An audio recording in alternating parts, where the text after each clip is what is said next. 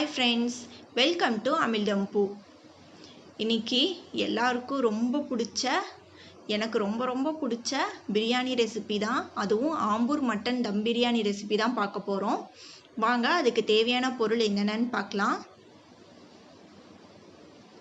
நான் இங்கே 300 கிராம் அளவுக்கு மட்டன் எடுத்திருக்கேன். இதை நல்லா வாஷ் பண்ணிவிட்டு ஒரு 5-6 விசில் விட்டு நான் வேக வச்சு எடுத்து வச்சுருக்கேன். நீங்கள் உங்கள் மட்டனுக்கு ஏற்ற மாதிரி அதை நல்லா வேக வச்சு எடுத்துக்கோங்க. இது அந்த மட்டன் வேக வச்ச தண்ணியை இந்த பாத்திரத்தில் வச்சுருக்கேன். இதில் 1.5 கப் அளவுக்கு சீரக சம்பா பிரியாணி அரிசி எடுத்திருக்கேன். இதை நல்லா கழுவிட்டு ஒரு அரை மணி நேரத்துக்கு முன்னாடியே ஊற வச்சு இதை நல்லா தண்ணியெல்லாம் வடிச்சிட்டு நான் இதில் வச்சுருக்கேன்.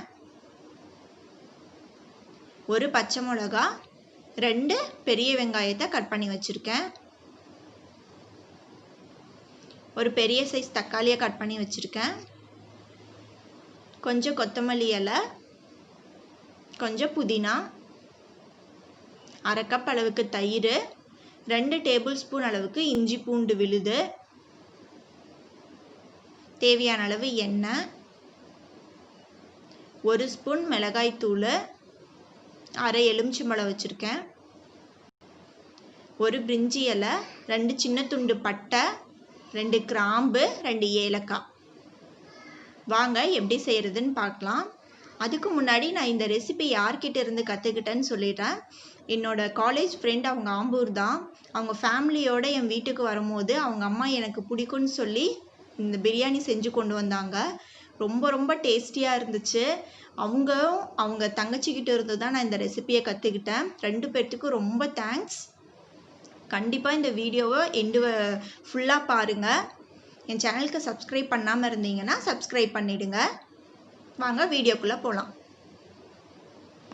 இப்போது நான் அடுப்பில் குக்கர் வச்சுருக்கேன். நான் இதில் ஒரு 5-6 டேபிள் ஸ்பூன் அளவுக்கு எண்ணெய் சேர்த்துக்கிறேன். எண்ணெய் கொஞ்சம் தாராளமாகவே சேர்த்துக்கோங்க. நான் குக்கர் என்கிட்ட வேறு பாத்திரம் இல்லை, அதனால் நான் குக்கரில் பண்ணுறேன். இதில் எண்ணெய் சூடானதும் பிரிஞ்சி இலை, 2 துண்டு பட்டை, 2 ஏலக்காய், 2 கிராம்பு இதை சேர்த்து வதக்கிக்கோங்க. இது நல்லா பொரிஞ்சிருச்சு. இப்போ நம்ம ஒரு பச்சை மிளகாவையும் 2 பெரிய சைஸ் வெங்காயத்தையும் சேர்த்துக்கலாம். பெரிய வெங்காயத்தையும் நல்லா இதை வதக்கிக்கோங்க. உப்பு எதுவும் சேர்க்காதீங்க வெங்காயத்துக்கு. இதை நல்லா வதக்குங்க. நல்லா பொன்னிறமாக ஆகணும் நமக்கு வெங்காயம். அந்த அளவுக்கு நல்லா இப்போ ஓரளவுக்கு பாருங்கள் வதங்கியிருக்கு.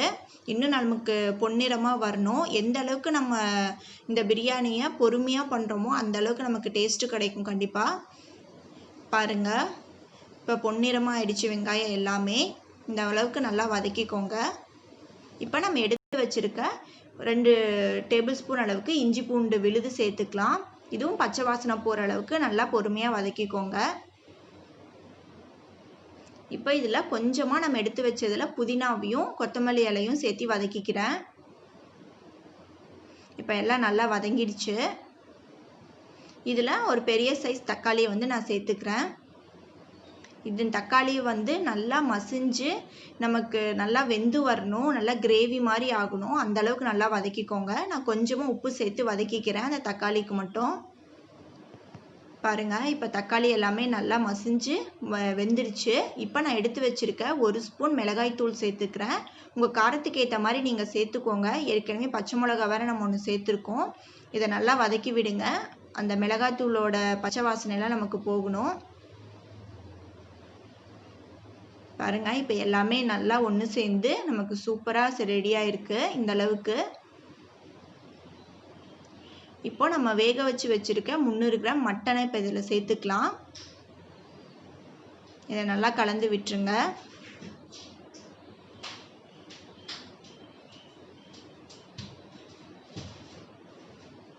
நான் உப்பு போடாமல் தான் மட்டன் வேக வச்சேன். அதனால் இப்போ அதுக்கு தேவையான அளவு நான் உப்பு சேர்த்துக்கிறேன். உப்பு சேர்த்து நல்லா வதக்கி விட்டுருங்க. இப்போ நம்ம மீதி எடுத்ததில் இருக்க புதினாவையும் கொத்தமல்லி இலையும் சேர்த்து வதக்கிக்கலாம்.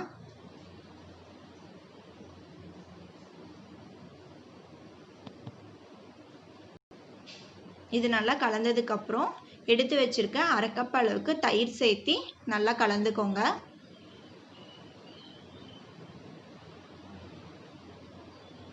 நல்லா இந்த மாதிரி கலந்து விட்டுருங்க. பாருங்கள் எல்லாமே ஒன்று சேர்ந்து நல்லா ரெடி ஆகிடுச்சு. இப்போ நம்ம தேவையான அளவு தண்ணி சேர்த்துக்கலாம். 1 கப் சீரக சம்பா அரிசிக்கு 1.5 கப் அளவுக்கு தண்ணி சேர்க்கணும். நான் இதில் மொத்தமாக 2.5 கப் அளவுக்கு தண்ணி எடுத்திருக்கேன். 1.5 கப் அரிசிக்கு இது கரெக்டாக இருக்கும்.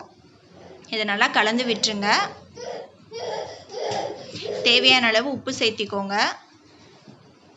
தண்ணி நல்லா கொதிக்கட்டும். இப்போ கொதிச்சிருச்சு. நம்ம 1 ஸ்பூன் அளவுக்கு எலுமிச்சம்பழ சாறு சேர்த்து நல்லா கலந்துக்கலாம். இப்போ நம்ம எடுத்து வச்சிருக்க அரிசியை சேர்த்துக்கலாம்.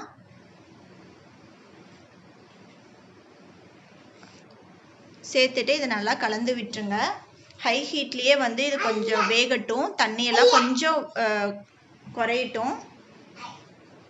அரிசியெல்லாம் மேலே தெரியல, அந்த மாதிரி பதத்துக்கு வந்ததுக்கப்புறம் நம்ம தம் போட்டுடலாம். பாருங்கள், இப்போ இந்த அளவுக்கு ரெடியானதுக்கப்புறம் லோ ஹீட்டில் வச்சுடுங்க அடுப்பை. இப்போ நம்ம தம் போட்டுடலாம். அதுக்கு இந்த மாதிரி நான் ஒரு தட்டை வச்சு மூடிட்டு இதுக்கு மேலே ஏதாவது ஒரு வெயிட்டான பொருள் வச்சுடுங்க. 10 நிமிஷம் குக் பண்ணுங்கள். அதுக்கப்புறம் அடுப்பை ஆஃப் பண்ணிவிட்டு அப்படியே ஒரு 10 நிமிஷம் விட்டுருங்க. 10 நிமிஷம் ஒரு 20 நிமிஷத்துக்கு அப்புறம் நம்ம எப்படி ரெடியாக இருக்குன்னு பார்க்கலாம். அவ்வளோதான், நம்ம சூப்பரான ஆம்பூர் மட்டன் தம் பிரியாணி ரெடி ஆகிடுச்சு. எவ்வளோ சூப்பராக உதிரியாக வந்திருக்குன்னு பாருங்கள். ரொம்ப ரொம்ப டேஸ்டியாக இருக்கும். கண்டிப்பாக இதே மாதிரி மெத்தடில் நீங்களும் ட்ரை பண்ணி பாருங்கள். ட்ரை பண்ணி பார்த்துட்டு உங்கள் கமெண்ட்ஸை சொல்லுங்கள் எப்படி இருக்குன்னு சொல்லிவிட்டு. இப்போ நான் ஒரு சர்விங் பிளேட்டுக்கு மாற்றுறேன். ரொம்ப சூப்பராக வந்திருக்கு பிரியாணி.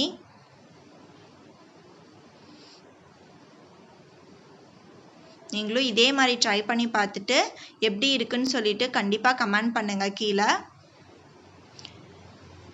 அவ்வளோதான், ரொம்ப சூப்பராக ரெடி ஆகிடுச்சு. தேங்க்ஸ் ஃபார் வாட்சிங். உங்களுக்கு இந்த வீடியோ பிடிச்சிருந்துச்சு அப்படின்னா கண்டிப்பாக லைக் பண்ணுங்கள், ஷேர் பண்ணுங்கள். என் சேனலுக்கு சப்ஸ்கிரைப் பண்ணலன்னா கண்டிப்பாக சப்ஸ்கிரைப் பண்ணிவிடுங்க.